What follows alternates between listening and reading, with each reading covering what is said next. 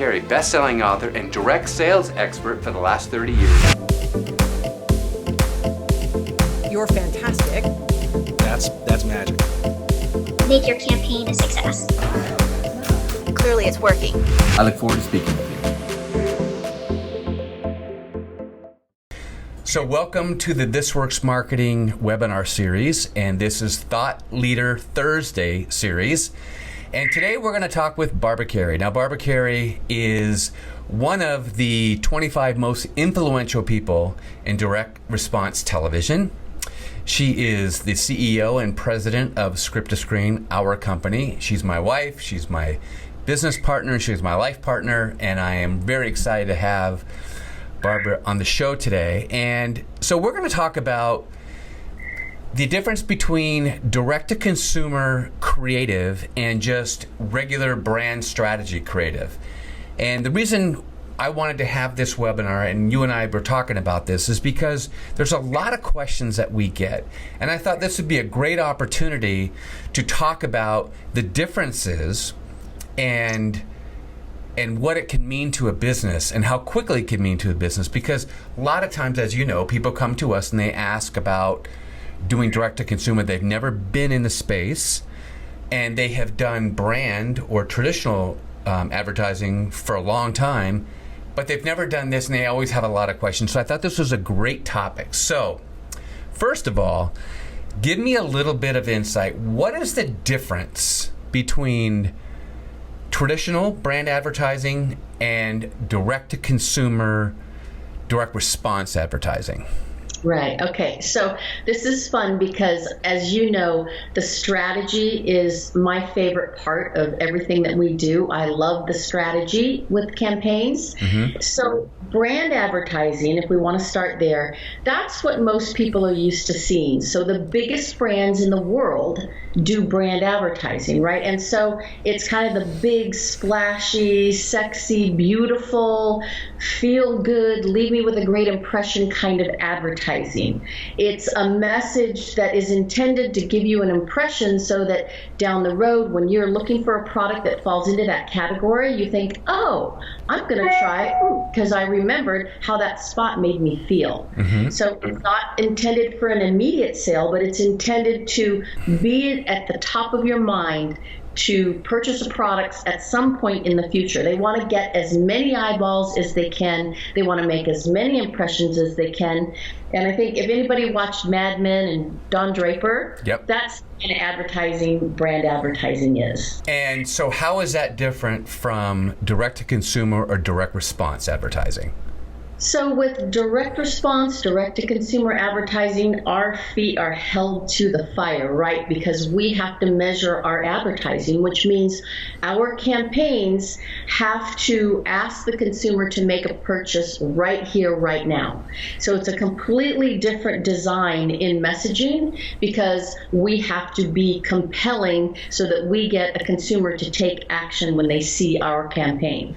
And you'd say that there's a place for both, right? Go ahead. Brand advertising can take a lot more money because you've got to reach a lot more people. The spots tend to be more expensive to produce, and the media, you're buying a lot in media dollars. So I think brand advertising can be a lot more expensive. Direct to consumer can be a lot more affordable to people launching a product or launching a line extension or something of that nature. Okay, so those are the differences, and that's a great explanation of the differences. But bottom line, what is the expectation in a brand advertising campaign versus the expectation to a direct response campaign? Well, I would say the expectation for brand is that you've left a person feeling good about your product. Mm-hmm. So when they're shopping or when they think, gosh, I need something in that product category, I remember that ad that made me feel so good and happy about that particular brand. The expectation for direct response is you got to buy it now. I'm gonna count sales and the performance of my advertising campaign right now. So what you're saying in brand is eventually, maybe someday down the line, and it may be months, that right, you'll be thinking about a product or a service and you go, oh, I remember how good I felt about that, and you will kind of measure your ROI based on that, where direct response is immediate, right? Because of the data that's available. Right, exactly.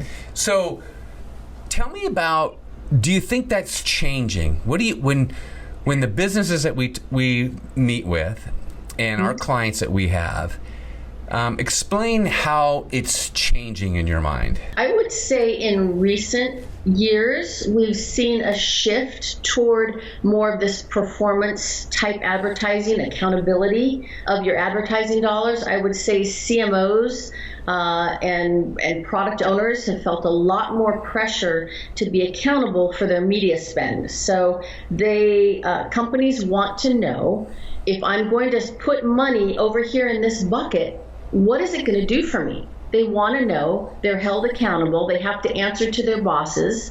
If you're a product owner, the only way you're going to stay in business is if you can show and make your advertising work for you. Mm-hmm. So the accountability is what's changing. And would you say that because, and we were discussing this earlier about how much data is available, the technology that's available for the data is really driving those types of changes, if you will, because now everything is so immediate, right? And you just don't have time to, like you once had before, right? Yes, and like you say, with technology, it's so much easier to track sales, to know much better where those sales are coming from, to be able to put all your information from all your different channels together and know what channel is working best for you so you can optimize that channel. Information is much more readily available to us, so it's much easier for us to make decisions. And as you know, we're often making decisions on the fly. We are testing a campaign. We're doing A/B testing different offers. This one's doing better. We're ready to switch the order or the offer on the website and run with that being optimized. Yeah. So when we talk about brand equity advertising and direct-to-consumer, direct response advertising, what does that look like? Can you explain to the audience what does that look like so they can get a real clear idea and why one is maybe more beneficial in a different way? Well, if we're going back to the brand versus direct sort of example, right. Let's take home security, home monitoring system as an example, since we have a client that we're currently working with in that category. If you take a brand advertising like an ADT, a home security system, the images that you're going to see are families, and they're in an environment, and you can tell they're happy, and there's something going on in their lives, and there's a nice story, a nice narration going on with it, and it takes you down a nice path explaining maybe we're trusted, we'll keep you safe. So it's those kind of feel-good words, things we want to hear. So if you're thinking about, gosh, I really do need a security system at my home, the next time you're in the market for that, you might remember that spot, how it made you feel, and so you're going to look to that company to for your security needs. Right. In a direct case, let's just talk about Blink home monitoring systems. Which is a client that we have, and explain the difference there. Right. So with Blink, we're able, because we have extended time formats in direct response. Going back to brand, you might see a 15-second, a 30-second, or a 60-second spot. You don't have a lot of time to communicate much in terms of your message in that length of time. So that's why you're getting feel-good impressions. Right. Can't do too much. Right. So in direct response, we might have a 60-second, but that's kind of an add-on to our longer formats. We've got 2 minutes, 3 minutes, 5 minutes, and 30 minutes. So when you think about that, we have a really long time to convey all types of messages about our product, what it does, how it works, why you want it, how other customers feel about it. So in the case of Blink, we have a show that demonstrates the product. We're able to take the time, show the cameras, show exactly what you'll get with this offering, show you how they work, show you why they're unique, demonstrate how it works. There's just a lot of really authentic, factual, good information demonstration that you're allowed to do in a direct response campaign. So it has a much more immediate feel to it, and it asks for an order.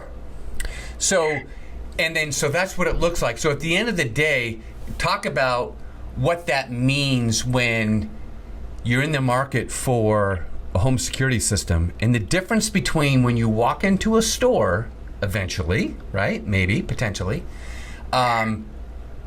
how you can make a difference between the two because you're so much more educated. I think that's a really important point to explain the end-to-end ROI benefit of traditional versus direct response.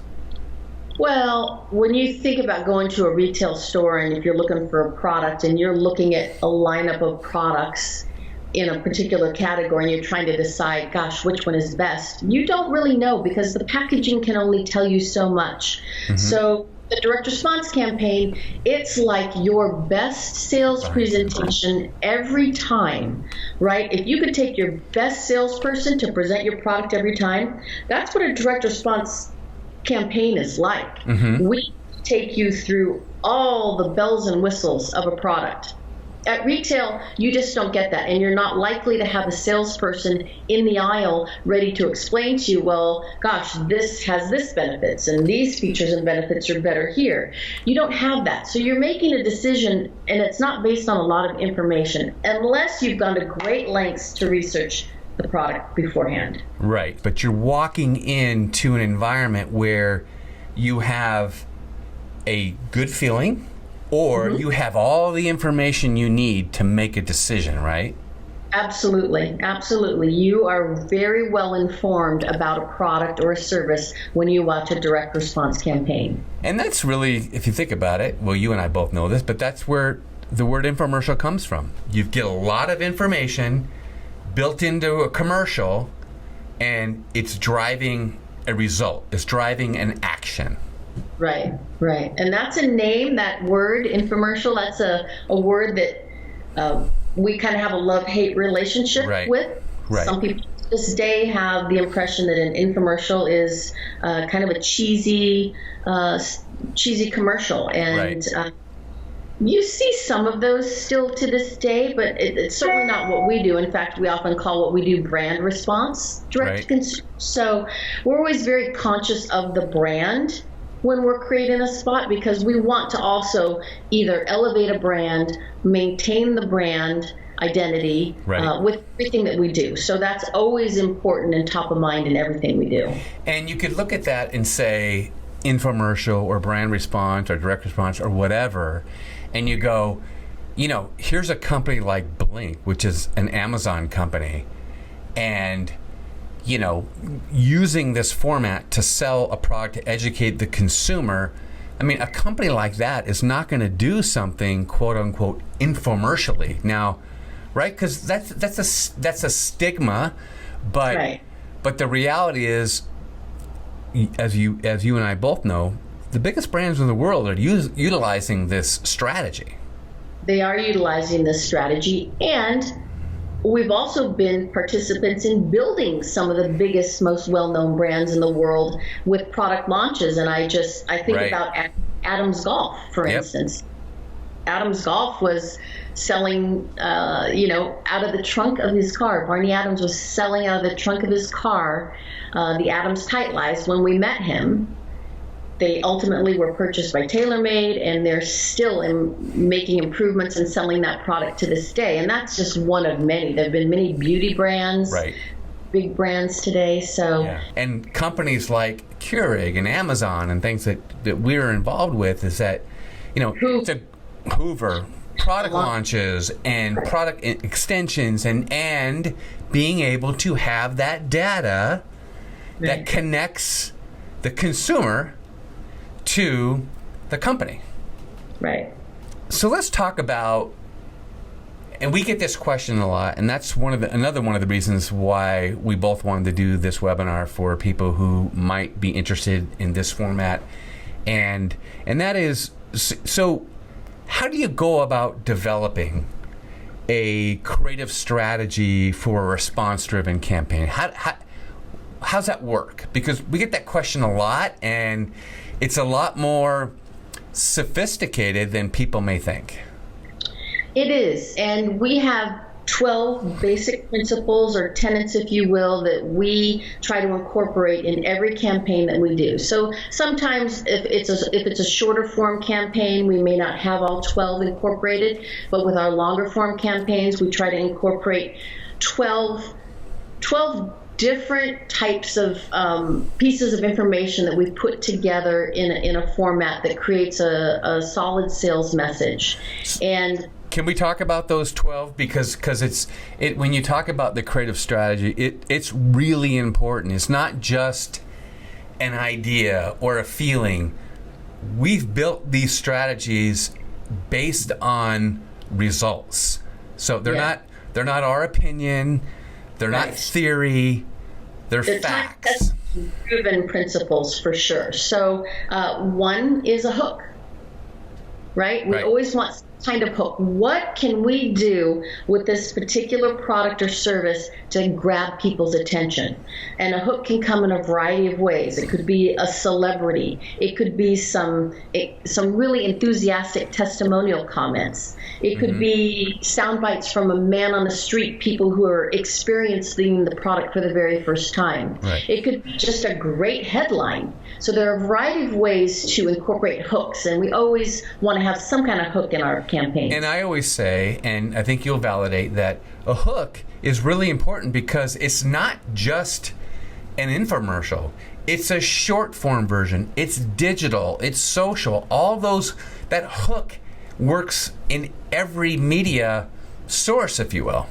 Absolutely. Yes, you want continuity across campaigns so that you want something that will work in each format. Okay, so now we have a hook. What's next? Problem solution. Our campaigns are very problem oriented. So what is the problem that the consumer has if they don't have this product or service? It's something that is universal to people. It's something people can relate to and people easily understand. Going back to the case of Blink, you understand if you don't have cameras around your home, you don't know what's going on around your home. Right. And so people can relate to that. People want security. So lack of it is an easy problem to share and people get it immediately. And then, of course, our products have to solve a problem. So we're very problem solution oriented. Here's the problem, we're the solution. Right.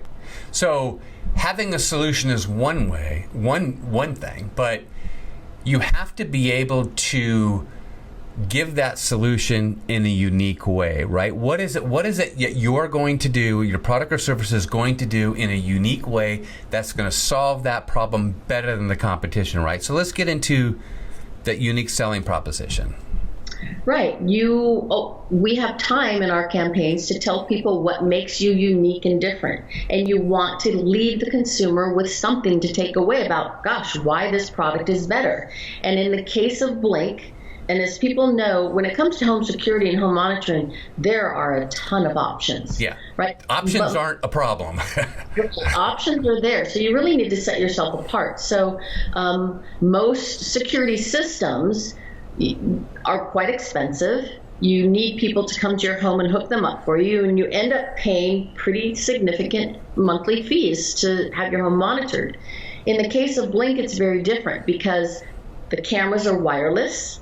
You can place them wherever you like around your home. And literally, I could do this. It takes about 10 minutes to set up a Blink camera. You can set them on trees. You can set them on fences. You can put them at your front door. Wherever you like, indoor or outdoor, you can just sit them down because they're wireless. And they're wireless because they've come up with a way to get the batteries to live for up to 2 years. Right. So the battery life is everything. That's how you get this wireless camera. So these smart guys from MIT came up with this process, and the cameras only turn on when motion happens in front of them. So the battery life basically goes to sleep until they're awakened by some kind of motion in front of the camera. So it preserves the battery life. So that was very unique about this product. And it was something we were able to make a big point of because it really is part of what makes this product so fantastic. So what you've kind of done is led right into the next thing, and that's the story. How does this come about? Because it's, and I say, you can just say something, but if you can tell the story of how it comes about, then you understand that someone else was having that problem for themselves that they needed to solve for themselves, which essentially solved it for, the world or anybody who'd be interested in that product. Right. Many products come with a great story, a great inventor story, some kind of history as to how it came about. And as we know, some of the best products weren't even intended to be marketed to the public. People were trying to solve for themselves, right? So every product has a story, and if you can bring that to light, it brings some kind of a human side to this product. So it's just nice to be able to have that connection and some story. Okay, so unique selling proposition. Yes. So what next? Well, we want to keep it simple, right? So we want a simple selling message. People think, gosh, in a half an hour. Right. How many times do we hear that, right? In half an hour? I mean, what can you really talk about it? Talk about everything. Yeah. And that's really not the case. You really have to keep your message tight and succinct. You can't tell too much. You've got to, a lot of times we find ourselves bringing it back because we've gone too far, and we've got to really focus on the highlights. Right. And it needs to stay simple. You need the consumer to have a good takeaway. Right. And you just don't want to try to do too much. Yeah, and I think that's one of the things that you're so good at is bringing the team back, because you can go down these rabbit holes and overwhelm people, but you got to bring them back, because we just talked about a half a dozen things, and you have to be able to say all that very simply so the consumer can understand and take it all in, right? Right. And then there's one of our favorites, just the demonstration. We want to be able to demonstrate how products work, how easily they work, how simply they fit into your life. We may use animation. We may use just an actual live demonstration. So there's a lot of ways to bring a product to life, and to be able to demonstrate, to take the time to demonstrate how a product works is fantastic. And it makes, of course, for great television. Absolutely. And it's so important, because some people, they have to see it to believe it. They need to, you can tell me everything, but if I don't see it for myself, I may not believe in what you're saying. And that's the beauty of a demonstration. And as you know, we go to, great extents of trying to figure out what's the best visually compelling demonstration where people just get it. Right.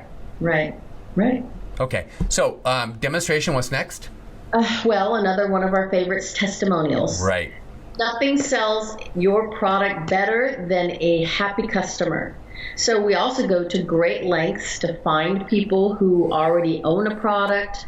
If the product's not on the market, we'll get product out to people, and then we will bring these people in and get their testimonials on camera. How did they like it? How did it work for them? What did they find? Was it easy? Was it fun? Did it help your life? How's your life changed? Right. So to let customers be able to explain to other possible consumers how this product fit into their life is invaluable. And we always say that the best salesperson for a product or service is not in the organization. Right. It's their happy customers, because people relate to other people. They understand the problem that person was having, and they might be able to relate to that problem. This product helped their problem, so it must help me. So I just can't give the testimonial enough credence or airtime on how important that is. And it's something that you do extremely well. It's something our team does extremely well. And it's just a huge part of it. And it's becoming more and more popular all the time, right? Yeah. I mean, you're seeing everybody do that now. Yeah, and it's really enjoyable for both you and I to be able to talk to customers about the products that we're involved with, to hear stories, and to know that these are great products and they really are helpful in people's lives. Right. It's nice. Okay. So we have testimonial validation. Yes, authenticity. We want every aspect of our campaign to be authentic, and this has been with us since day one. Right. I used to joke, this was before reality television came about. Right. I used to say we're the first in reality television because we're telling real stories about real products with real people. And yes, sometimes we use celebrities, but the celebrities have to be involved with the product at some level. They have to use it. They have to have family members that use it. They have to, if they don't use it, they've got to start incorporating into their lives, because long gone are the days of just a pitch man for us. Right. Or an actor portrayal, right? Right. So the consumer is very savvy. They know if what they're being presented with is real or not. They know when it seems kind of phony to them. Yeah. So there's no, in this day and age, you don't need to pretend. You can tell the real story. So we like to. And that's part of technology, because technology will expose you so quickly when you have all these online forums and vlogs and YouTube, and you start trying to manipulate something that's not true and not authentic, you're going to get called out. And that may absolutely crush you as a business. Right. Okay. So we're authentic now. Yes, we want to create value in our campaigns. Okay. How are we going to show the consumer that this product has real value in their lives? And going back to the case of Blink, when you consider that you can monitor your home with cameras, and you can actually look on your phone and see, I'm going to pull this up. Okay. And this is and for the audience, this is a demonstration. We actually did this in the show. My husband was doing something with his surfboard at 8 o'clock this morning.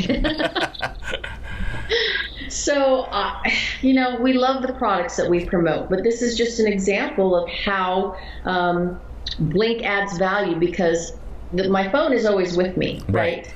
And to be able to see what's happening at my home right here is fantastic. And when you add on the fact that there's no required monthly fees, you make this one-time purchase, and if that's all you want to do and you want to monitor it here on your phone, you're going to save money from other companies. Right. And it's that value proposition that you're allowed, that we have the ability in a direct-to-consumer campaign that is on top of all the other things, that gives a person another reason why they want to take action now, right? Absolutely. Okay. And then we want to offer proof. What is the proof of all these things that we're telling you in this campaign? How do I know that what you're saying is real? Well, a variety of ways, right? We want to prove it with testimonials, which we do. If we can, we want to prove it with claims. Right.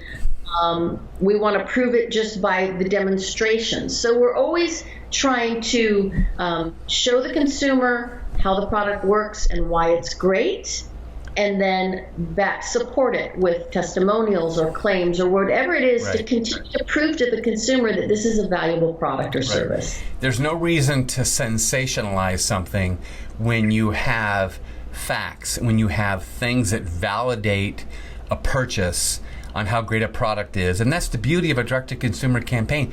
You're just validating the truths. You're telling the truths in a compelling way, so people at the end of that message, they're taking action. They're not waiting around thinking, hopefully I'll get to it someday. Right.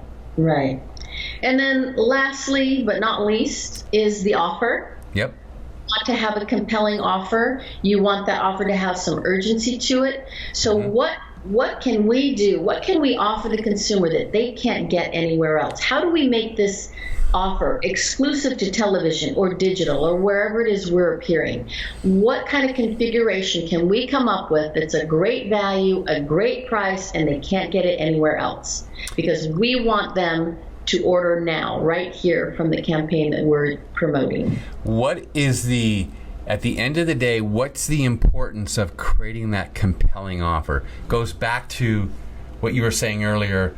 What are your KPIs? What's the ROI? What are you trying to accomplish? So if your ROI is to, make the media pay for itself, or create enough awareness and subsidize that media, you have to make something unique, that value-based unique offer that gets you to do something right now. So now that you have data that you can bring in and validate to whomever you need to validate, this is what we spent, this is what we made, and this is what we're going to accomplish.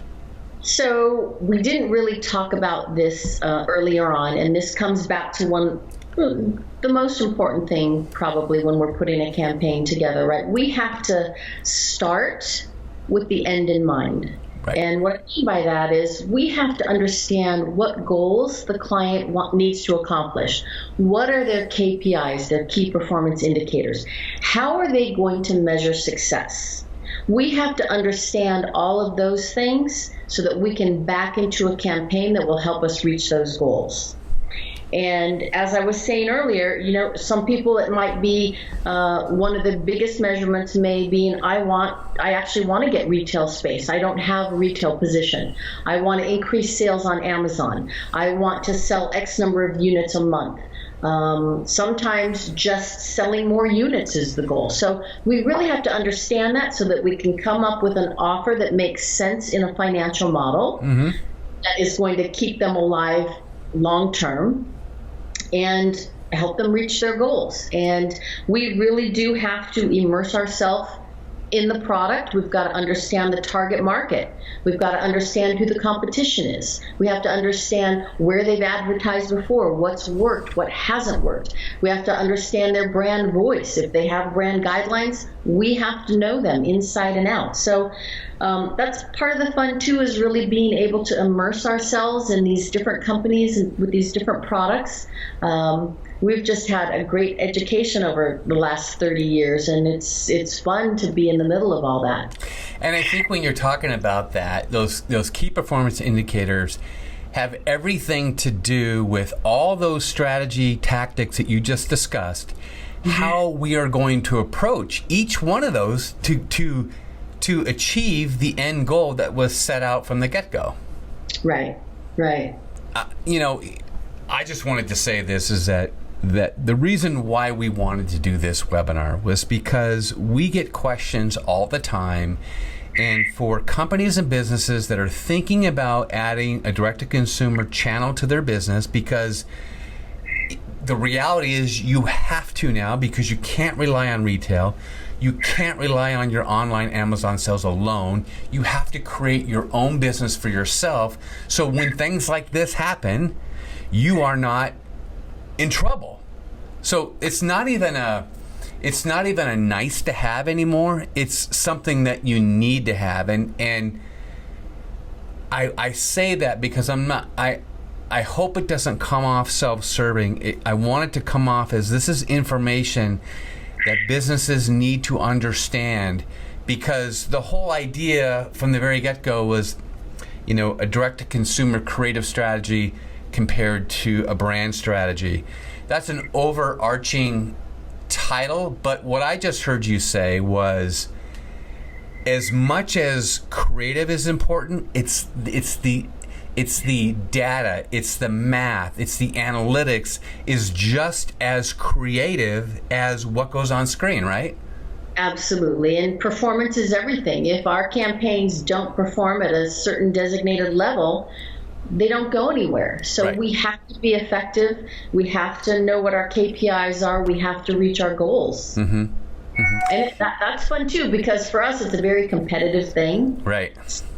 You're always playing against yourself, and how can we improve it? How can we make it better? Right. What can we do to make this campaign really work for the client? Because, as you know, nobody comes to us and says, we'd like to see how this would work.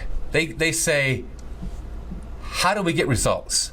We're coming to you for results, not about let's try something. This is about, drawing a line in the sand and show me the results. Right. We have to show them, and we do. Yep. Right? We have financial models. We have projections. We have projections that go as far as, how well are we going to convert on the microsite? I mean, the numbers and the data are very specific, all the way down a long list of goals. So, I think this would also be very beneficial to people listening to this webinar. And because I think a lot of people that will be listening to this will probably have these same questions, and we get them all the time. So, what are the most common questions? And I'll talk about some that you talk about. What are the most common questions that come from big companies, brands, when it comes to direct response? What are those most common questions that we get? Well, they want to know how much it'll cost. They want to know how long it'll take. They want to know, how do we keep it from looking like an infomercial? Right. I think those are some of the most common questions. Yeah. Right. Sometimes it's, what should my product offering look like? So it varies depending on who and what we're dealing with. Right. And that goes back to the very beginning is, let's understand what you want to accomplish. Therefore, we can put together a plan that tells you how much that will be, how long that will take, and then obviously we're having this discussion because you know and feel comfortable that we're going to do something high quality, and it's not going to be quote unquote what people think of as an infomercial, because it isn't. The biggest brands in the world don't get involved in something like this if they think that. Right. Well, thank you. Thank you. Like I said, I just thought it was so important that we, talk about this subject, because we've both been involved in many, many successes over the last 30 years, and we've had some some setbacks. But those setbacks have allowed us and given us the knowledge to continue to be better and better and better, and take things from other campaigns that might be relevant to something else. And to me, it's just like, let's just clear the air about what this is all about and how important this is. And whether you use us or not is not the point. The point is, if you don't know these things about direct to consumer, you don't have the experience, you don't.